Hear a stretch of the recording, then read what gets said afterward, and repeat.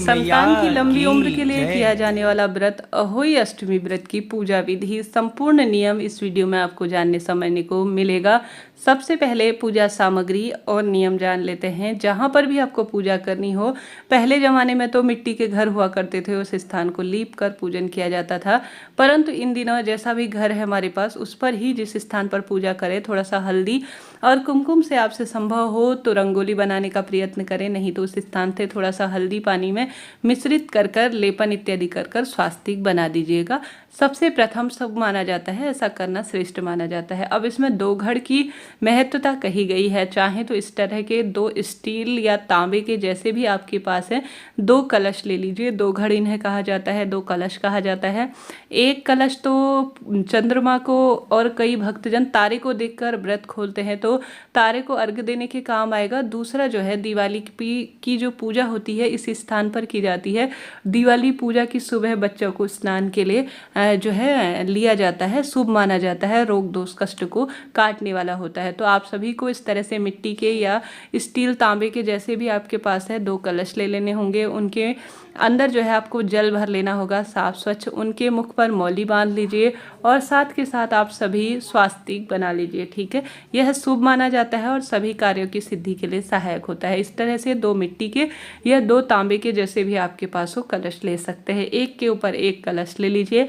अगर आपके यहाँ श्याऊ माता की चांदी की जो लॉकेट वाली दानों वाली मूर्ति, जो गले में पेंडल हार पहना जाता है, वह अगर लिया जाता है तो उन्हें भी पूजा स्थल पर रख लीजिए। गणेश जी महाराज की फोटो प्रतिमा या सुपारी में है तो उन्हें रख लीजिए। सास और ससुर के लिए या चाहे तो सास के लिए ही सिर्फ साड़ी या कपड़े आप सभी इस दिन दान के लिए ले सकते हैं। उसमें कुछ रुपए ले लीजिए। जैसा आप देख पा रहे हैं गेहूँ की महत्वता इस दिन ज़्यादा कही गई है, तो आप सभी गेहूँ ले लीजिए और उन्हें पूजा स्थल के पास रख लीजिए। सिंघाड़े इस दिन पूजा में विशेष महत्व रखते हैं, तो सिंघाड़े आप सभी पूजा सामग्री के लिए ले लीजिएगा। फल प्रसाद के रूप में खीर का भोग लगाना शुभता के रूप में जाना जाता है, तो आप सभी खीर जरूर से ले लीजिएगा, बना लीजिएगा। पुआ पूड़ी भी बना सकते हैं, इच्छा आपकी है। रोली, चंदन, मोली, अक्षत, फूल, दूर्वा इत्यादि की आवश्यकता पड़ेगी। सरल सी छोटी सी पूजा होती है, ज़्यादा बड़े स्वरूप में यह पूजा नहीं की जाती है। इस तरह से सरल सी पूजा होती है। ठीक है, इससे पहले बाल धोना है या नहीं, पूजा शुभ मुहूर्त इत्यादि की जानकारी आप सभी को दी गई है। कृपया वह वीडियो भी आप सभी देख लीजिएगा, उसमें संपूर्ण पूजा शुभ मुहूर्त इत्यादि की जानकारी आपको मिल जाएगी। आप सभी उसे देखकर अपना व्रत पूजा पाठ संपन्न करें। अपनी पूजा में अपने बच्चों को जरूर से बैठाएं। जब भी आप पूजा करें उनके मुख से कथा सुनते हैं तो शुभ है। बच्चों की लंबी आयु के लिए, संतान की प्राप्ति के लिए भी यह व्रत किया जाता है। तो संतान की लंबी आयु के लिए और साथ के साथ संतान नहीं है तो संतान प्राप्ति के लिए भी व्रत करें। इस तरह से हम सभी मूर्ति प्रतिमा के नीचे गेहूं का आसन दे देंगे, शुभ माना जाता है। बाद में चिड़िया और कबूतर को यह गेहूं के दाने आप सभी जो है खाने के लिए दे दीजिए, अति सुंदर रहता है। अब सभी पूजा पाठ में हम सभी दीपक प्रज्वलित कर लेते हैं, तो सबसे पहले दीपक प्रज्वलित कर लीजिए। ठीक है, दीपक प्रज्वलित करने के बाद आप सभी घी का दीपक लगा लीजिए। बहुत थोड़ा लंबे समय तक चले, कहानी इत्यादि सुनने तक, इतनी देर का आप सभी दीपक लगाइएगा। एक जल का पात्र ले लीजिए जिसमें आप आवश्यक रूप से जल का छींटन दे। गणेश जी महाराज और सभी देवी देवताओं पर जल का छींटन दे। स्नान का भाव करते हुए अपने ऊपर भी जल का छींटन दे। ठीक है, इस तरह से थोड़ा क्षेत्र के अनुसार पूजा बदलती है, तो आप सभी इसमें अपने क्षेत्र परिवार के अनुसार जैसा रिवाज है उस अनुसार आप पूजा में चीज़ें सम्मिलित कर लीजिएगा। ठीक है, इन चीज़ों का आप सभी ध्यान रखें। दो घड़ के ऊपर मैंने गेहूं का थोड़ा सा मात्रा में कलश में रख लिया है ढक्कन के रूप में, ताकि जल जो है पूर्ण रूप से सुव्यवस्थित हो, पूर्ण रूप से आए। इस तरह से आप सभी को यह कार्य करना है। और पूजा के स्थान पर आप कहानी सुनेंगे तो वह किताब भी जरूर से ले लीजिएगा। सरल सी पूजा होती है, आसान तरीके से। पूजा का समय इत्यादि पहले वीडियो में बताया गया है। अब आप सभी सबसे पहले गणेश जी महाराज का पूजन करेंगे। गणेश जी महाराज की फोटो प्रतिमा में, मूर्ति में कोई भी गणेश जी का चित्र है तो उसी का पूजन कर लीजिए। गणेश जी सबसे प्रथम पूजनीय है। और साथ के साथ जो अहोई माता की फोटो प्रतिमा में सभी देवी देवता चित्र अंकित किए गए हैं, उन पर भी आप सभी रोली, चंदन, मौली, अक्षत इत्यादि समर्पित कर लीजिएगा। साथ के साथ जो दो घड़ हैं उन पर भी आप सभी रोली, चंदन, मौली समर्पित कीजिएगा। दीप देवता का भी पूजन करें, उन पर भी रोली, चंदन, मौली, अक्षत इत्यादि समर्पित करें।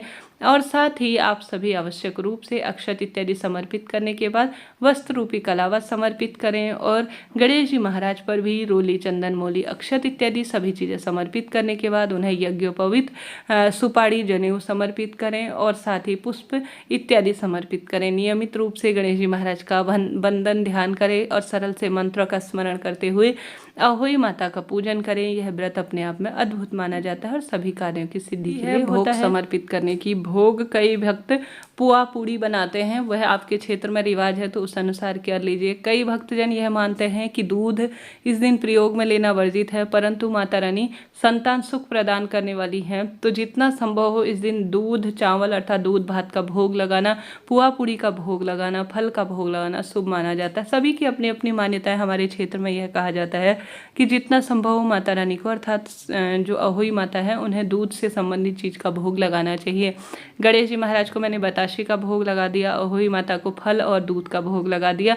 इसके साथ ही जो चीज़ नहीं ला पाए हैं उनके लिए मैंने 20-21 रुपये जो है यहाँ पर रख दीजिए। आप अपनी क्षमता अनुसार ज़्यादा कम रख सकते हैं, अपनी जो है स्थिति देखकर कार्य कीजिएगा। अब यह जो है श्याऊ माता की, अगर आपके यहाँ मूर्त जो गले में चांदी का लॉकेट और दाने चांदी के डलवाए जाते हैं उन्हें आप सभी धारण कर सकते हैं। नहीं तो इस तरह से हमारे क्षेत्र में धागा लिया जाता है जिसमें रोली, चंदन, हल्दी लगाकर श्याऊ माता के समक्ष रखा जाता है और उसके बाद जो है यह श्याऊ की जो माला फोटो है उसे धागे के रूप में धारण कर लिया जाता है।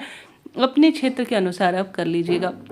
साथ के साथ सास को निकालने के लिए जो साड़ी है और ससुर के लिए पैंट शर्ट का कपड़ा है उस पर भी आप सभी मनसिएगा। जैसे रोली, चंदन, मोली छिड़क कर 3 बार जल के छीटन कर कुछ रुपए रखकर आप सभी चंद्रमा को अर्घ देने से पहले या दिन में ही अपनी सास को दान में दे दीजिएगा, उनके पैर लगकर। इसके साथ साथ अपने हाथ की हथेली में गेहूँ के दाने लेकर, 8 दाने लिए जाते हैं गेहूँ के, उन्हें लेकर अहोई अष्टमी व्रत की संपूर्ण कथा का श्रवण करें। ठीक है, अपने हाथ से सुने और शाम को वही गेहूं के दाने जब तारे दिख जाएं तब उन्हें जो है अर्घ दीजिएगा।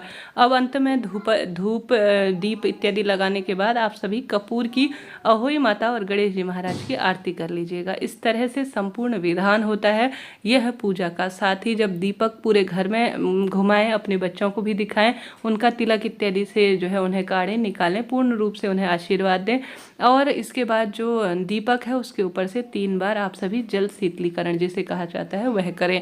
इस तरह से साधारण सरल सी पूजा होती है। बिना पानी और अन्न के इस व्रत को किया जाता है। शाम को तारे दिख जाए तो उनका विधि विधान से पूजन करने के बाद आप सभी अपने बच्चे के हाथ से व्रत को खोल लें। इस तरह से विधान है। इससे पहले वीडियो आ चुका है, कृपया उस वीडियो को भी देखिए और सरल सी अहोई अष्टमी व्रत की पूजा को संपन्न करें। यह व्रत सरल है, नियम भी सरल हैं इस व्रत को करने के, परंतु अनगिनत इसके लाभ कहे गए हैं। इस तरह से जानकारी है। वीडियो उचित उपयोगी रहा हो तो लाइक करें, शेयर करें, सब्सक्राइब करें।